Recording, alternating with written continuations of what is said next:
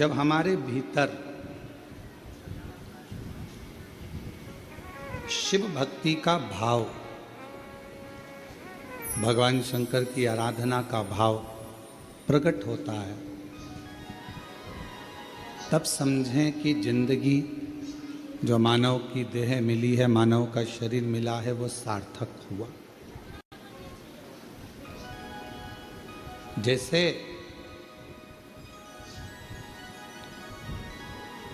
भगवान नेत्र दे दे और ज्योति ना दे तो फिर वो नेत्र अच्छे लगेंगे? जम के बोलो। नेत्र हो तो ज्योति का होना जरूरी। मुख हो, जिह्वा हो तो वाणी का होना जरूरी। श्रवण है, कान है तो श्रवण शक्ति का होना जरूरी। पाँव दे तो पाँव में चलने की सामर्थ्यता दे, उसका होना जरूरी। हाथों में सेवा का भाव, बल होना जरूरी। उसी तरह जैसे नेत्र दिए परमात्मा ने और ज्योति ना दे तो वो नेत्र किसी काम के नहीं। कान दिए परमात्मा ने और उसमें श्रवण शक्ति ना दे तो वो कान किसी काम के नहीं। मुख दिया परमात्मा ने और वाणी ना दे तो वो मुख किसी काम का नहीं। उसी तरह मानव का शरीर मानव का शरीर कब काम का है? जब वो शंकर भगवान की आराधना करे। मानव का शरीर कब काम का है? जब वो शिव जी की साधना करे।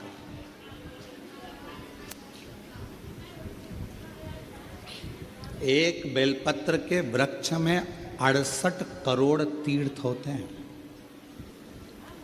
कितने तीर्थ हैं? 68 करोड़।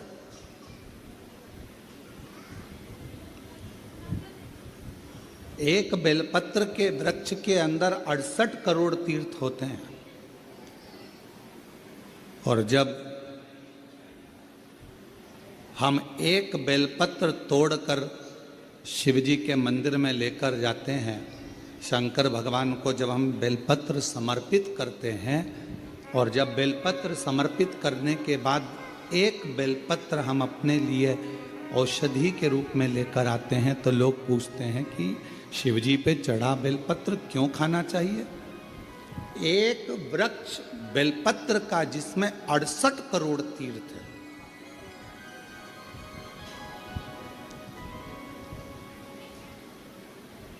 हम तो 68 करोड़ तीर्थ कभी नहीं गए, पर आप लोगों में से हो सकता है कि कोई होकर आया हो तो बात दूसरी। पर आज भी फुल कॉन्फिडेंस से कहते हैं कि हम एक बेलपत्र के वृक्ष की परिक्रमा करते हैं, उसके चरणों में जाते हैं, और एक बेलपत्र उठाकर जब हम शिव जी को चढ़ाते हैं तो 68 करोड़ तीर्थ का पुण्य हमारे भाग्य में आ जाता है।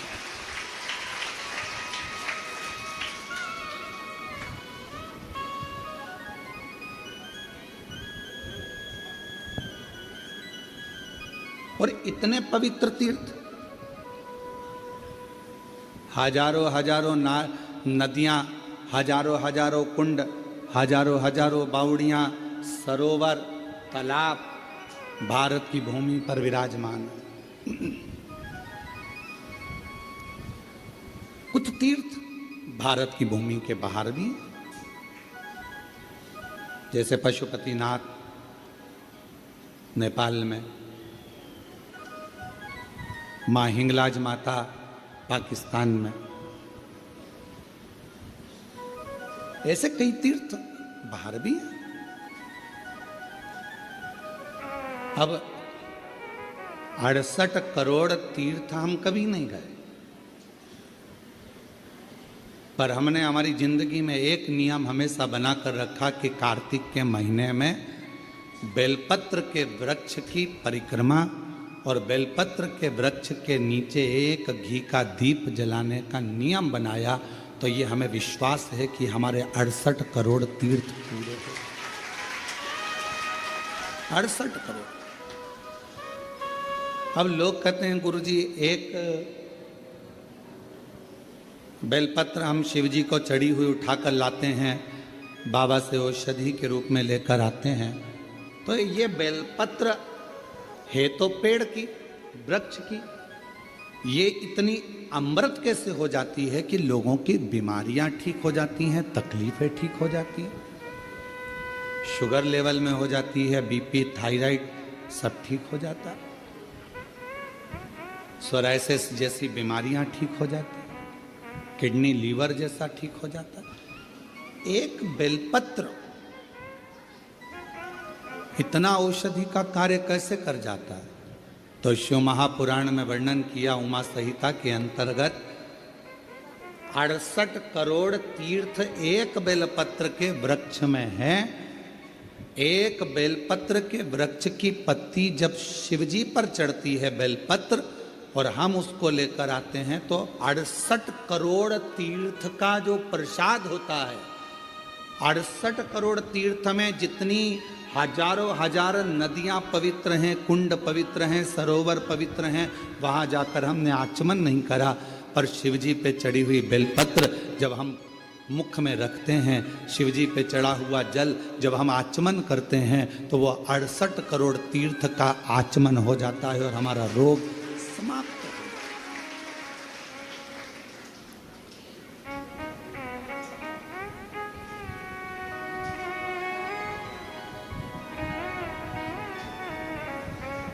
अड़सठ करोड़ तीर्थ।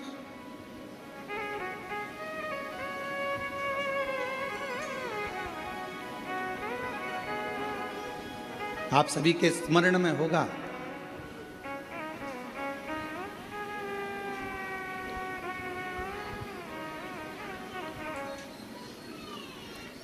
एक माता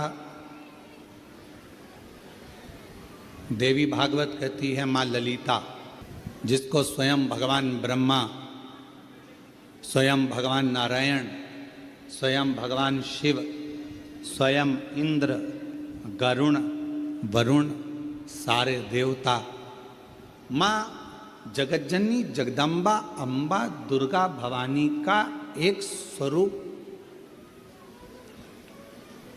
भंडासुर को मारने के लिए प्रकट करते हैं।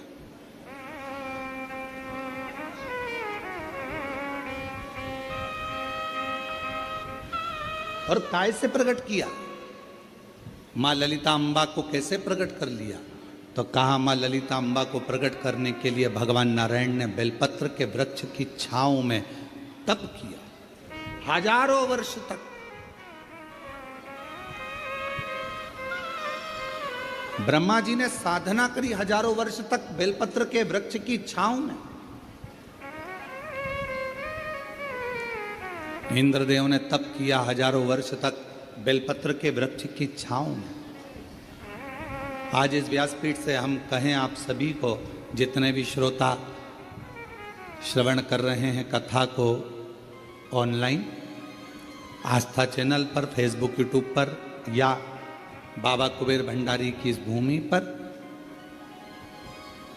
जब भी आपका कोई भी तीज त्योहार पड़े, आपके घर में कोई भी त्यौहार आवे, आपके घर में कोई भी उत्सव आवे, आपके घर में बच्चों का जन्मदिन आवे, आपकी शादी की सालगिरह आवे, आपके घर में कोई भी विवाह आवे, आपके घर में कोई भी अच्छा कार्य हो, कोई त्यौहार आ गया, दिवाली आ गई, दशहरा आ गया, कोई नवरात्रि आ गई, गणेश चतुर्थी आ गई, चतुर्थी आई, छठ आई, कोई भी व्रत आपका पवित्र कोई उत्सव आया, तो एक काम जरूर करा करो, बेलपत्र के वृक्ष के नीचे जाकर एक घी का दीपक लगाया करो और श्री शिवाय नमस्तुभ्यम जरूर बोला करो, फल दे।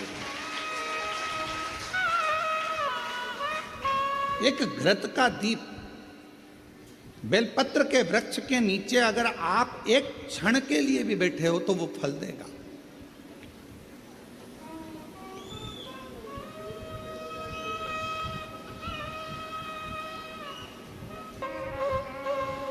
यह सामने जो बगीची दिखती है आपको, जो अभी बन रही है, उसमें कई मेरी माताओं ने, कई मेरी जीजियों ने उसमें अगर कोई बांस लगा है या कचरा पड़ा है तो माताएं उसको साफ कर देती हैं और बेलपत्र के पौधे को वहाँ रखी है। बेलपत्र के पौधे को उन्होंने वहाँ लगाया है। और कई माता ऐसी आती है कि वो बेलपत्र, इतने सारे बेलपत्र के पौधे लगे हैं और माताएं उस बेलपत्र के पौधे में कोई कचरा है, कोई दुर्वा लगी है, कोई घास लगा है, कोई बेकार पौधा लगा है, तो उसको साफ कर देती हैं और उसमें जल डालकर उसकी परिक्रमा कर कर चली जाती हैं।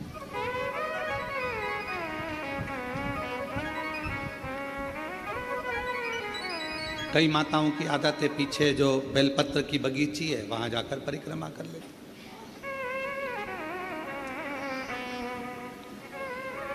एक बेलपत्र के वृक्ष के अंदर 68 करोड़ तीर्थ विराजमान है और वह 68 करोड़ तीर्थ का फल हम जब भगवान शंकर यहां तक कहा,